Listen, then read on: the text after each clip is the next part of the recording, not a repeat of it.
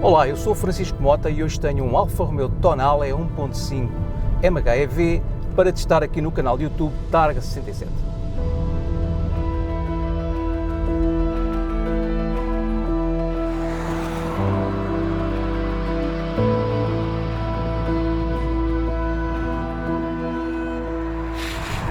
O Tonale é o segundo SUV lançado pela Alfa Romeo, depois do Stelvio, mas é o primeiro para o segmento mais vendido na Europa, o dos C-SUV, dos familiares compactos. E qual é o seu principal rival? O BMW X1.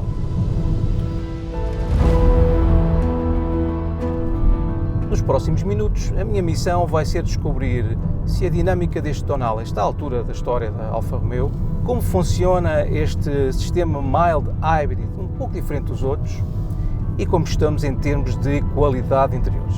Por isso já sabe, fique por aí.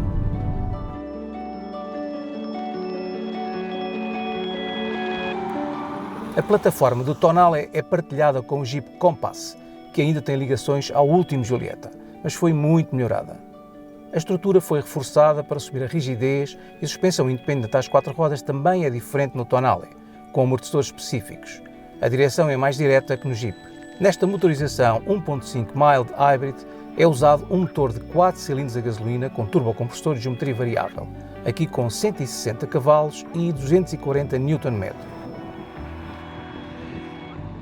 Isto chega para fazer o 0-100 km/h em 8,8 segundos, apenas com tração às rodas da frente e com uma caixa de dupla embreagem e 7 relações.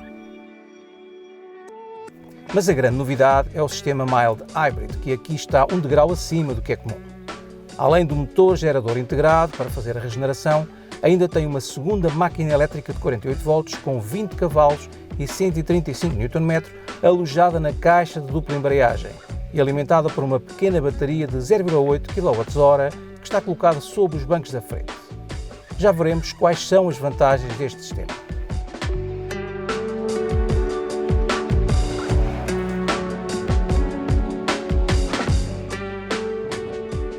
Com o Tonale, o gabinete de estilo da Alfa Romeo criou mais um desenho de que é impossível não gostar, mesmo sendo um SUV com 1,6 metros de altura.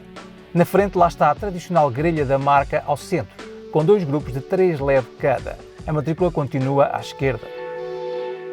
Os flancos são muito simples, sem linhas desnecessárias. As jantes têm o desenho tradicional, com círculos, e o vidro traseiro é bastante inclinado, dando-lhe um perfil de quase SUV coupé. Atrás há um friso luminoso a unir os dois grupos ópticos, também triplos, como na frente. A mala tem tampa de abertura elétrica e uma capacidade de 500 litros, o que está na média do segmento.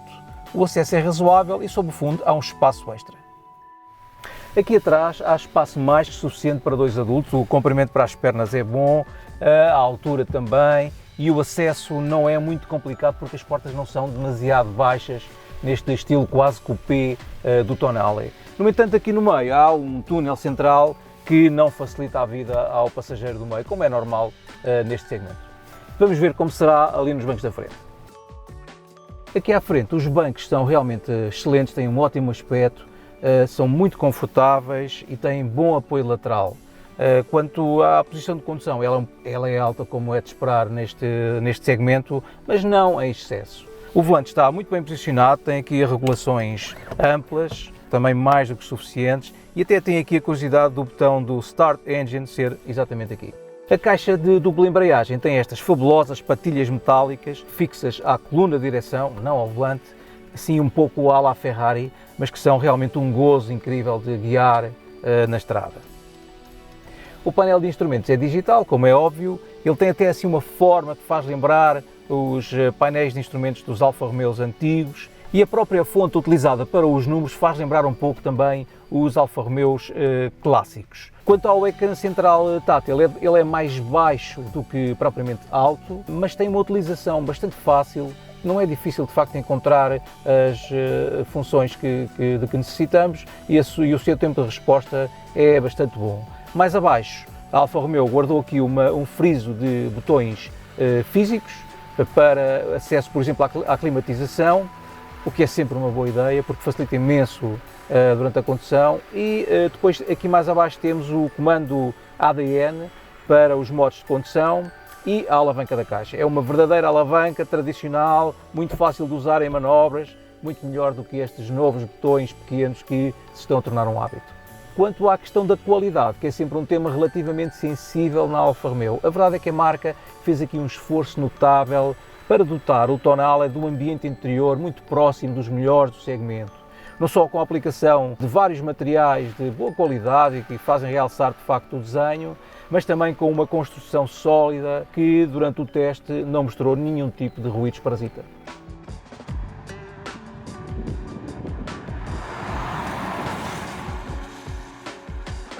Este sistema Mild Hybrid do Tonale é um pouco especial, um pouco diferente dos outros.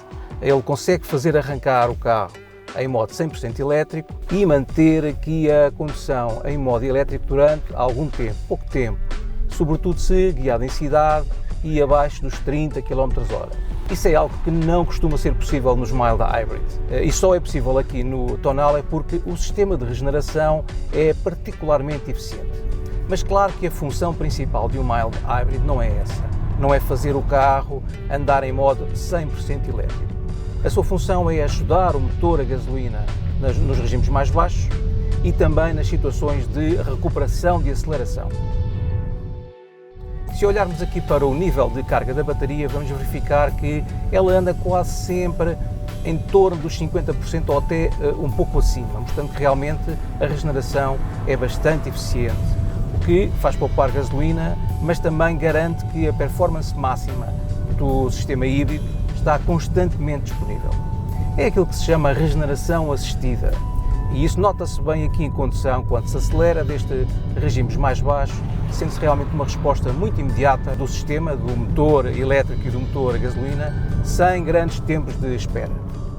No meu habitual teste de consumos usei o modo A, sempre com a climatização desligada e obtive um consumo médio em cidade de 6,5 litros aos 100 km.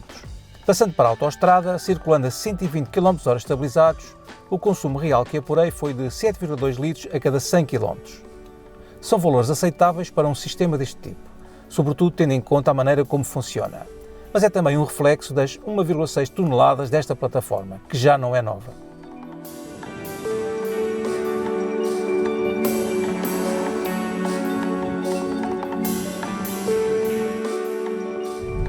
Com motor a frio e, sobretudo, conduzindo em cidade, nota-se que a caixa de velocidades de dupla embreagem, sobretudo em modo D, se torna um pouco hesitante, o que não é muito confortável em termos de fluidez da condução.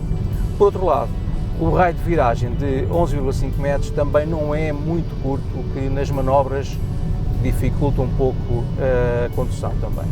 Esta suspensão, com vocação claramente desportiva, e os pneus com medida 235/40 R20 poderiam fazer pensar aqui numa situação de muito pouco conforto, sobretudo em pisos menos que perfeitos. Mas, mesmo no mau piso, a verdade é que a suspensão consegue processar bem o terreno que pisa, não andando aqui a saltar de bossa em bossa e mantendo até um nível de conforto bastante aceitável.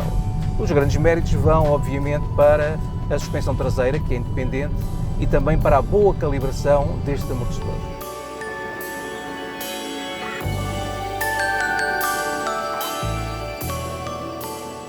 Deixando o modo A de Advanced Efficiency e passando ao modo N, natural, aqui neste botão dos modos de condução, ganha-se um pouco na resposta do acelerador, mas a direção continua a ficar um pouco leve em excesso.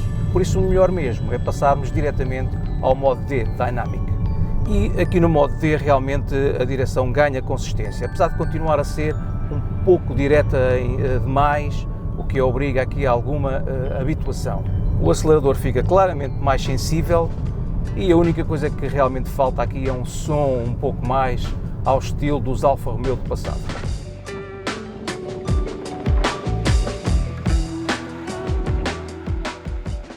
A inclinação lateral em curva é muito reduzida, o Tonale está realmente muito bem controlado e não tem aquelas oscilações longitudinais típicas do STUV, quando se trava a fundo ou quando se volta a acelerar. Além disso, ainda tem aqui no botão dos modos de condução a possibilidade de regular o amortecimento em 2 níveis, consoante o tipo da estrada, o que se pode mostrar realmente uma opção muito útil. Esta versão de 160 cavalos, este motor 1.5 turbo MHEV, é de facto um pouco melhor que a de 130 cavalos que eu já testei anteriormente. Mas na verdade não é um motor que entusiasme imenso. Mesmo quando se utiliza perto do headline, o seu desempenho é mais competente do que propriamente muito desportivo. Quanto à caixa de velocidades, de facto em modo D torna-se bastante mais obediente e mais rápida utilizando aqui as patilhas, o que realmente acaba por ser uma das partes mais engraçadas na condução deste Tonale. Os pneus têm realmente imensa aderência, mas com um pouco de provocação à entrada da curva é sempre possível colocar a traseira a rodar ligeiramente antes de acordar o ESC. Nada a dizer dos travões, que são fáceis de dosear e têm a potência certa.